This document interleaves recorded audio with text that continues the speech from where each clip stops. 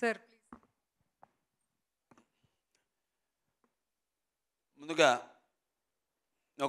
నాకు ఒక ధన్యమైన జన్మనిచ్చి నన్ను మీ అందరి గుండెల్లో ఆయన ప్రతిరూపంగా నిలిపినందుకు విశ్వవిఖ్యాత నట సార్వభౌమ విశ్వానికే నట విశ్వరూపం ఎలా ఉంటుందో చూపించిన కారణ జన్ముడు మా నాన్నగారు, నా గురువు, నా దైవం, విశ్వవిఖ్యాత నట సార్వభౌమ నటరత్న పద్మశ్రీ డాక్టర్ నందమూరి తారక రామారావు గారిని తలుచుకుంటూ అందరికీ ఇవాళ చాలా వింతగా ఉంది. అంటే ఇది సినిమా రిలీజా లేకపోతే ఇప్పుడు సినిమాల ముందు మనం చేసుకునే ఘట్టాలు ఉంటాయి, ఆ ఘట్టాలు ఒక ఘట్టంగా నాకు ఒక అనుభూతి. అంటే ఒక ప్రీ లాంచ్ అంటాం, లేకపోతే ఒక ఆడియో ఫంక్షన్ అంటాం, దాని తర్వాత సినిమా రిలీజ్ అయ్యాక ఒక 100 రోజుల ఫంక్షన్ అంటాం, మళ్ళీ జరుపుకుంటాం 100 రోజులు. రేపు ఎల్లుండి రిలీజ్ అవుతుంది ఈ సినిమా ప్రీ రిలీజు.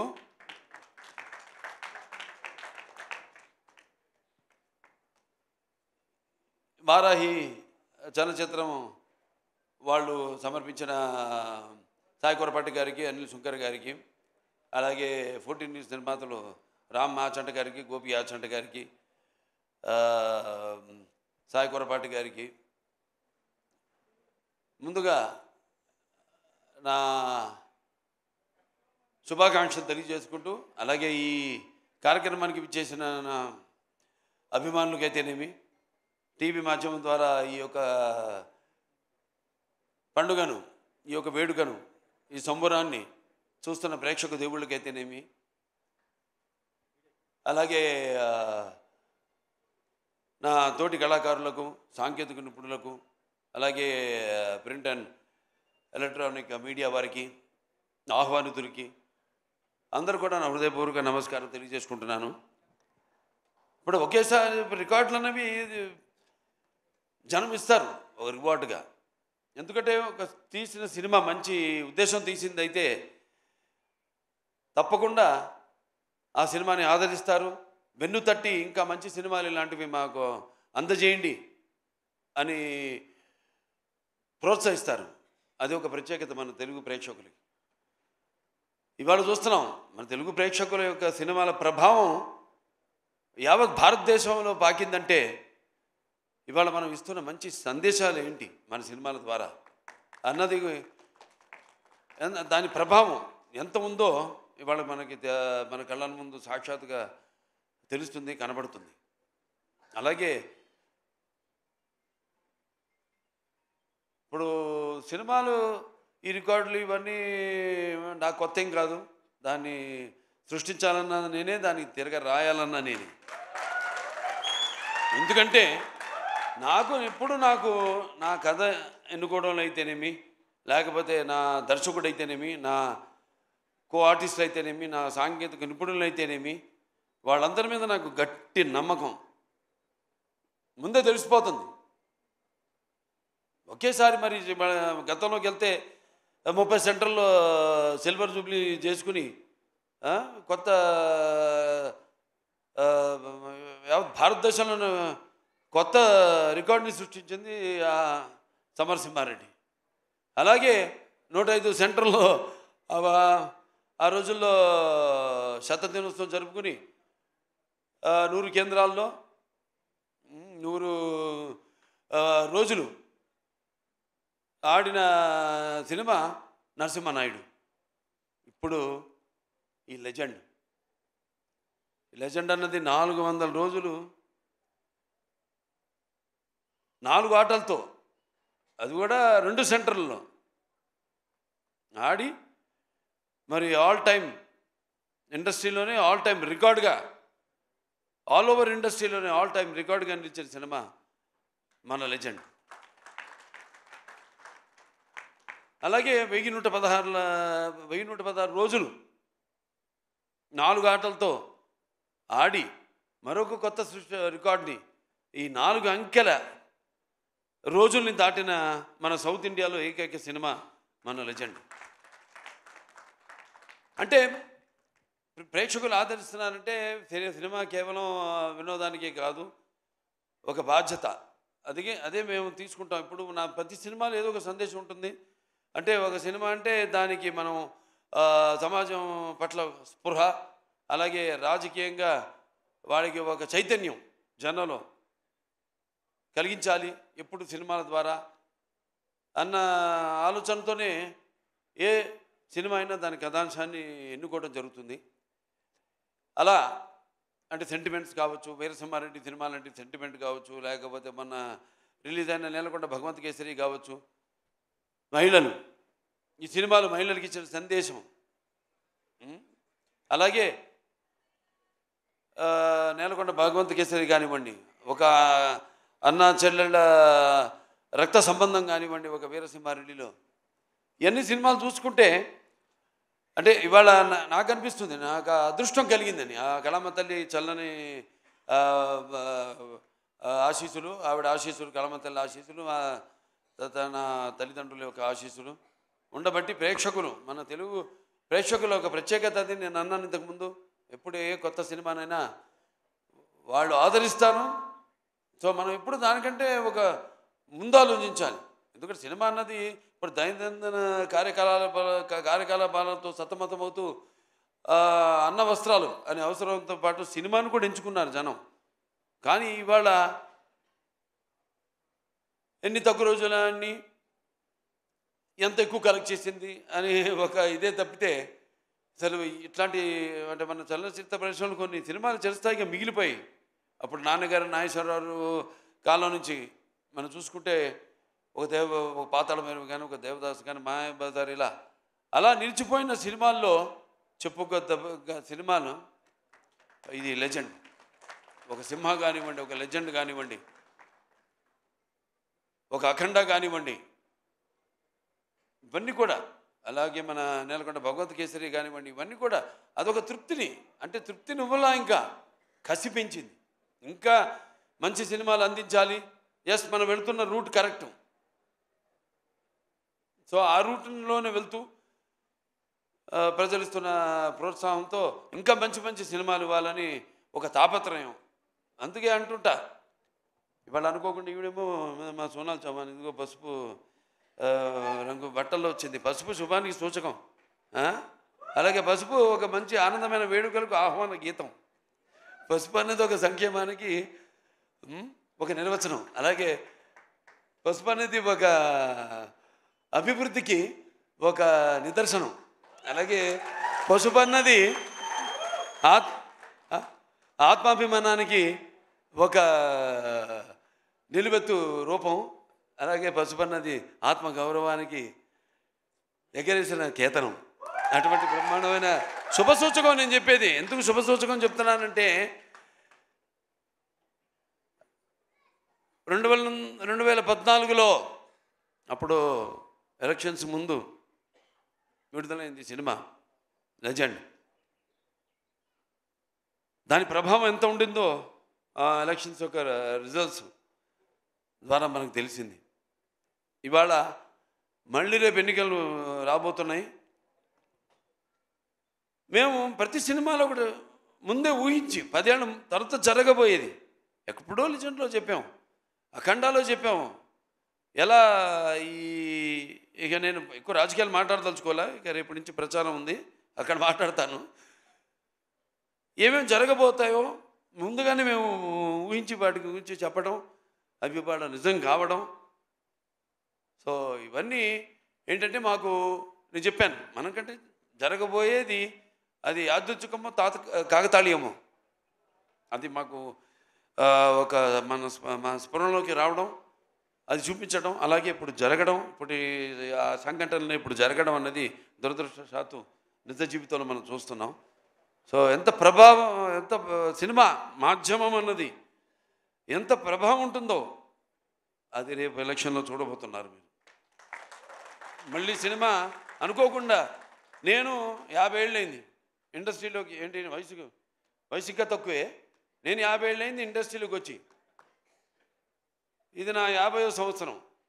50వ సంవత్సరంలో మళ్ళీ లెజెండ్ రిలీజ్ కావడం, 2014 రోజులు గుర్తు చేస్తుంది నాకు, సంవత్సరం గుర్తు చేస్తుంది నాకు. మళ్ళీ సినిమా ఎలక్షన్స్ ముందు రిలీజ్ కావడం అంత కాకతాళీయం, యాదృచ్ఛికం అంతే.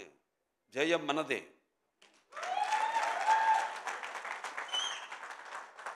అలాగే మరి సినిమాకు పనిచేసిన దర్శకుడు బోయపాటి గురించి గారికి నేను ఎన్నోసార్లు ఆయన గురించి చెప్పాను. మేము ఒక సినిమా అయిందంటే రెండో సినిమా గురించి ఆలోచించాం. అంటే రెండో సినిమా అంటే నా ఆర్డర్లో అయితే అది ఏది ఫస్ట్ సినిమా మంది అఖండానా అట్లా అనిపిస్తుంది. రివర్స్ ఏదో మా ఫస్ట్ పిక్చర్ సింహ అయిన తర్వాత ఎప్పుడు లెజెండ్ జరిగేటప్పుడు సింహ గురించి మాట్లాడుకోవడం, దాని రికార్డుల గురించి కానీ దాని అసలు దాని ప్రసక్తే రానివ్వలేదు ఎక్కడ. అదే మళ్ళీ అఖండ చేస్తున్నప్పుడు లెజెండ్ గురించి మాట్లాడుకోలే. మేము రేపు జరగబోయే సినిమా గురించి కూడా మేమేం మాట్లాడుకోము. మేము మాట్లాడే మనుషులం కాదు, చేసి చూపిస్తాం అంతే. మా వైబ్రేషన్స్, మా ఈ తరంగాలు, మా ఆలోచనలు ఒకటే. అంటే మా మాట కలిసింది, అలాగే మా పదం కలిసింది, అలాగే మా అడుగు కలిసింది, మా భుజం కలిసింది. అదే చెప్పగలుగుతాను. ఇంకా బోయపాటి గురించి అంతకంటే ఎక్కువ నేను చెప్పను. ఇక ముఖ్యంగా అందరు రాంప్రసాద్ గారు, ఇక ఆయన ఫోటోగ్రాఫర్ రాంప్రసాద్ గారు చాలా అద్భుతంగా సన్నివేశాలన్నింటినీ కూడా ఎంతో బాగా చిత్రీకరించారు. ఇంకా మా మ్యూజిక్ డైరెక్టర్ డిఎస్పి మంచి బాణీలు సమకూర్చాడు ఆయన. ఆణిముత్యాల లాంటి పాటలకి మంచి మణిపూసలు లాంటి బాణీలు సమకూర్చాడు ఆయన. అలాగే ఇక మా అందరూ, ఇక మా ఎడిటరు కోటగిరి గారు, అలాగే మా ఆర్ట్ డైరెక్టర్ ప్రకాష్ గారు, అందరూ కూడా ఎంతో కష్టపడి ప్రతి ఆర్టిస్టులు, మా ఆర్టిస్టులు ఉన్నారు ఇక్కడ అందరూ. ఇక్కడ సోనాల్ చౌహాన్ గారు అటు అందంతో పాటు ఆవిడ నటన అదర్ డైమెన్షన్ కూడా. అంటే ఒక నాణ్యానికి రెండు వైపులా ఆవిడ అటు అందం ఇటు అభినయం రెండింటిని కూడా ఎంతో బాగా ఆవిడ న్యాయం చేసి, అలాగే రాధిక ఆప్టే ఆవిడ, అలాగే ఇక ప్రతి ఒక్కరు కూడా. జగపతి బాబు గారి గురించి ప్రత్యేకంగా చెప్పాలి. ఆయన పాత్ర ఒప్పుకున్నందుకు, ఎందుకంటే ఆయన ఎంతో చూశాడు జీవితం. ఒక కుటుంబ హీరోగా ఆయన ప్రారంభించి ఆయన ఈ యొక్క నటన అట్నుంచి మరి ఇటువంటి పాత్రను ఆయన ఒప్పుకోవడం. ఆయన బోయపాటి గారు అంటే నిజంగా అది విలన్ కాదు, అందులో అదొక పాత్ర అంతే. ఆ పాత్ర నవరసాలు, ఆ నవరసాల్లో ఒక్కొక్క మనిషి అతని ఏ పరిస్థితులను బట్టి సిచ్యువేషన్స్ అండ్ అంటాం మనం ఇప్పుడు ఆల్వేజ్ సర్కమ్స్టాన్సెస్, వాటిని బట్టి మనిషి ఎలా దానికి రియాక్ట్ అవుతాడు అన్నది ఈ సినిమాలో ప్రతి పాత్ర కూడా అటువంటిదే. అలాగే మా మిగతా నటులందరూ కూడా, శ్రావణ్ గారు ఉన్నారు, మా సమీర్ గారు ఉన్నారు, చిట్టి గారు, మా వెంకటేశ్వరరావు, కోటేశ్వరరావు, సారీ ఆనందరాజు గారు, దాని తర్వాత రచిత గారు, ప్రియా, అందరూ. చలపతిరావు గారు చెప్పినట్టు ఆయన మిస్ అవుతున్నాం ఇవాళ. ఆయన ఆత్మ శాంతించాలని ఆయన ప్రార్థిస్తున్నాను. ఇక ఎంతోమంది అంటే ఈ సినిమా కోసం కష్టపడ్డారు. అది కార్ డ్రైవర్ నుంచి కూడా ప్రొడక్షన్ మేనేజర్ నుంచి లైట్ బాయ్ నుంచి ప్రతి ఒక్కరు కూడా ఎంతో కష్టపడ్డారు ఈ సినిమాకి. ముఖ్యంగా అందరికీ, ముఖ్యంగా ప్రేక్షకులకి. ఎందుకంటే మేము అక్కడ వైజాగ్లో షూటింగ్ చేస్తున్నాం, రామకృష్ణ బీచ్ రోడ్లో. అక్కడ గుర్రం ఇవన్నీ మర్చిపోలేని మన జీవితంలో. అద్దం పగలు కొట్టుకు వెళ్ళాలి. అప్పుడు డైరెక్టర్ గారు ఏంటి మీరు ఏదో అనుకున్నారు, ఏదో వేరే రకంగా తీద్దామని. నేను అడిగాను, ఏంటండి ఏంటి ఏంటి ఇదంతా అంటిస్తున్నారు నన్ను అడిగితే, అంటే ఆయనకి నా మీద నమ్మకం అది. అంటే బాబా అది మన ఏదో గ్రాఫిక్స్ ఏదో నేను చేసేస్తాను అని ఏమనలేదు కూడా. చూసి ఓకే బాబు షోరా చేస్తావా అన్నాడు. చేస్తాను అంతే, అయిపోయింది. 5 నిమిషాల్లో అయిపోయింది షాట్. నిజంగా అద్దాన్ని పగలు కొట్టుకుని పాత్ర నేనేది పాత్ర ఎటువంటిదంటే ఓ మనిషి నేను ఎప్పుడు చెప్తుంటాను ఒక పాత్ర అనేది మనకి పరిచయం లేని పాత్ర అది ఏదో రైటర్స్ రాస్తారు బ్రహ్మాండంగా దాంట్లోకి వెళ్ళిపోతాం మనం అంటే ఊరికే ఒక పాత్ర అనేది ఏడవడమో నవ్వించడమో లేకపోతే అరవడం కాదు ఆ పాత్ర అనేది ఆ పాత్ర యొక్క మూలాల్లోకి ఆ పాత్ర యొక్క ఆత్మలోకి మనం వెళుతున్నాం ఆ పాత్ర యొక్క అనుభవాలు మనకు తెలియదు సో ఆ పాత్రలో మనం వెళ్ళినప్పుడు ఎన్నో దెబ్బలు తిన్నాను జాగ్రత్తగా ఉండమంటారు పాత్రలోకి వెళ్ళినప్పుడు గిచ్చుకోమంటారు నువ్వు ఆ పాత్రవి కాదు నువ్వు పలానా బాలకృష్ణవో లేకపోతే నువ్వు పలానా సోనాల్ చమాన్వో లేకపోతే నువ్వు అలా సమీరను అదొక పాత్రలాగా తయారయ్యాడు అది వంట పాత్రలు ఉంటాయి గంగాళాల్లో ఉండేవారంట ఆ రోజుల్లో ఊళ్ళల్లో నీకు కవలలే సరే చాలా సంతోషం ఇవాళ మళ్ళీ సినిమా రిలీజ్ అవుతుంది నా అదృష్టం ఏంటంటే ఇవాళ నా తర్వాత తరమే కాదు నా మనవడు ఆ తరం నా అబ్బాయి కాదు నా మనవాళ్ళ తరం వాళ్ళతో కూడా నేను కనెక్ట్ అయినందుకు ఆ కళమ్మ తల్లికి నాకు ఇన్ని అవకాశాలు ఆ భగవంతుడు ఇచ్చినందుకు ఆ కళమ్మ తల్లికి నా ధన్యవాదాలు తెలియజేసుకుంటాను ఒక అన్స్టాపబుల్ కానివ్వండి లేకపోతే రాజకీయంగా కానివ్వండి హిందూపూర్ ఎమ్మెల్యేగా కానివ్వండి అక్కడ నేను అందిస్తున్న సేవలు కానివ్వండి ఒక Basavataraka Indo American cancer hospital and research institute చైర్మన్గా కానివ్వండి ఇలా ఇన్ని పాత్రలు నిజ జీవితంలో పోషిస్తూ వాటికి న్యాయం చేస్తున్నాను అని నాతో పాటు నా సినిమాలు అయితేనేమి వాటిని విజయం చేస్తూ అలాగే నా క్యాన్సర్ హాస్పిటల్కి అయితేనేమి నేను ఎక్కడికి వెళ్ళినా కూడా చేతులు చాచినప్పుడు వాళ్ళు దాతలు వాళ్ళు మా ఆసుపత్రికి అండగా ఉంటూ అలాగే మా హిందూపూర్ మా నియోజకవర్గం ప్రజలైతేనేమి వాళ్ళు నాతో పాటు సహకరించి అక్కడ వాళ్ళు కూడా యథా రాజా తథా ప్రజ అంటాం సో అలాగే నాతో పాటు వాళ్ళు కూడా నా అభిమానులు అయితేనేమి వాళ్ళు కూడా ఎన్నో సాంఘిక సంక్షేమ కార్యక్రమాల్లో పాల్గొంటున్నందుకు చాలు ఇంకా ఈ జన్మకి ఇది ఇంకా మీరు ఇది ప్రోత్సాహం ఉంటాను సినిమాల విజయం అయితేనేమి నేనేం చేస్తున్నాయితేనేమి ఇది ఇలాగే ఈ యొక్క మన అనుబంధం అన్ని రంగాల్లో ఇలాగే కొనసాగాలని మనస్ఫూర్తిగా కోరుకుంటూ ఇంకా మా శాయశక్తిలో మేము ప్రయత్నిస్తాం తప్పకుండా ఎప్పుడు ప్రయత్నిస్తాంతోనో మొదలవ్వాలి ఏదైనా మొదటి సినిమా మళ్ళీ అది నాకు ఇది 109వ సినిమా ఇప్పుడు రాబోతుంది అయినా నా మొదటి సినిమానే తీసుకుంటాను అది ప్రయత్నిస్తాం మళ్ళీ ప్రయత్నిస్తాను అన్న ఒక తపన అదే నన్ను ఇవాళ ఇలా మీరందరూ అభిమానించే నటుడిగా మీ ముందు నన్ను నిలబెట్టిందని అన్నది నా నమ్మకం సో ప్రతి ఒక్కళ్ళు కూడా మరొకసారి ఈ సినిమాని అంత విజయం అప్పుడు చేసినందుకు మరి రేపు చేయబోతున్నందుకు అందరూ కూడా నా ధన్యవాదాలు నా అభిమానులందరూ కూడా నా ధన్యవాదాలు అలాగే చలనచిత్ర పరిశ్రమకు కూడా ఇటువంటి మంచి సినిమాలు ఇంకా అందరూ కూడా అందించాలని మనస్ఫూర్తిగా కోరుకుంటూ నేను సెలవు తీసుకుంటున్నాను